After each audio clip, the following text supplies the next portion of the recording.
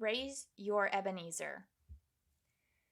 The last few weeks have been tough in the Harbison household. Life has come at us as life does from time to time. We've been short on time, patience, peace, and answers. Despite the onslaught of our troubles, though, we were never short on God's grace and goodness. We just had a little trouble remembering that. We have been so focused on our troubles that we forgot God had brought us through times much more difficult than this before, and He could do it again. We needed an Ebenezer, and we have one in our son Micah. To explain, we need to go back in time just a smidge. The book of 1 Samuel is very special to me. For years, my husband Andrew and I tried unsuccessfully to get pregnant. We knew in the depths of our souls God had promised us a child, yet year gave way to year with no happy announcement and no pitter-patter of little feet. Our agony and heartbreak in that season of our lives, even in the face of God's promise, is still painful to remember at times. During that time, I clung to the story of Hannah from 1 Samuel chapter 1. If you aren't familiar with the story, here's a summary. Hannah was one of two wives of Elkanah. Peninnah, Elkanah's other wife, had children. Hannah did not, but she longed for them. One day, Hannah prayed her heart out for a child in front of Eli, a priest. She was baring her soul and pleading with God for a child and was so overcome with emotion that Eli thought her drunk and rebuked her.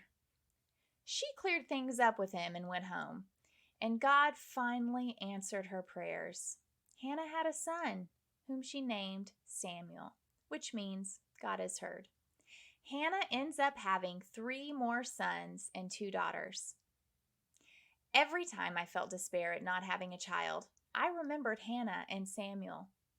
Years later, yes, years, as we drove to the hospital to meet the baby we would be adopting, we scrambled for a name.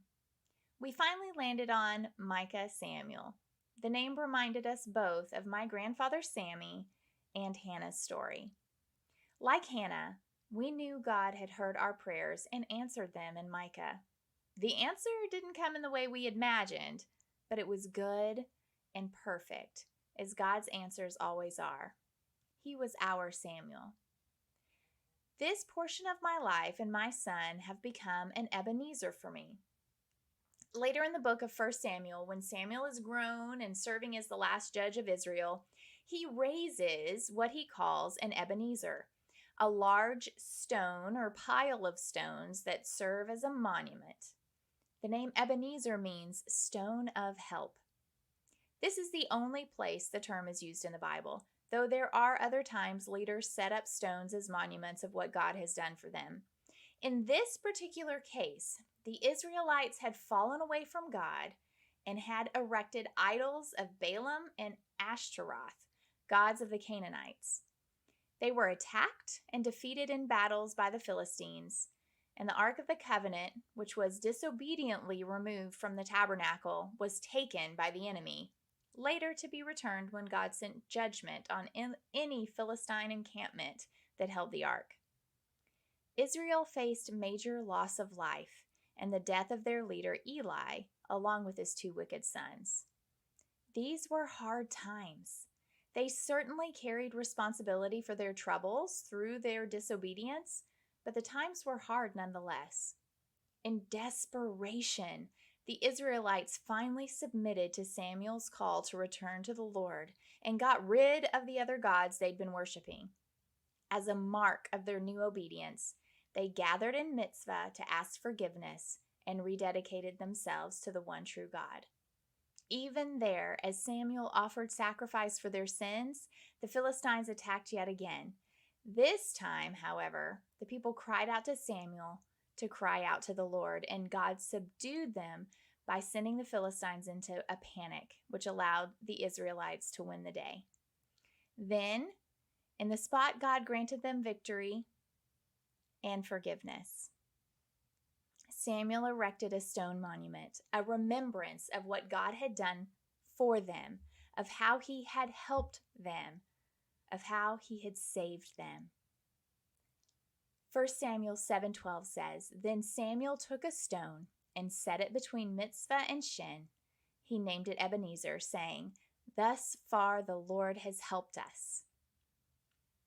You might have also heard the term Ebenezer in the second verse of the hymn, "Come Thou Fount," written by Robert Robinson in 1758. I love the version by David Crowder. "Here I raise my Ebenezer, here by thy great help I've come, and I hope by thy good pleasure safely to arrive at home." The idea is the same. We need to remember how God has helped us. This is what an Ebenezer is. It's something that reminds you of how God has intervened for you before.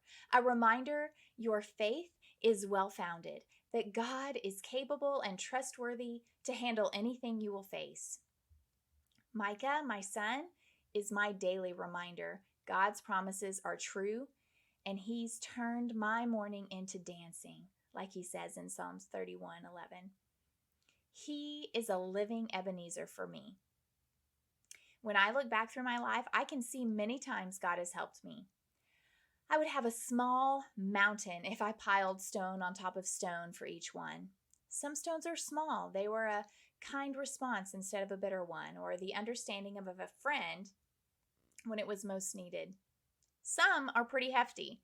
They represent God's clear direction in my life, times he led me to or away from something.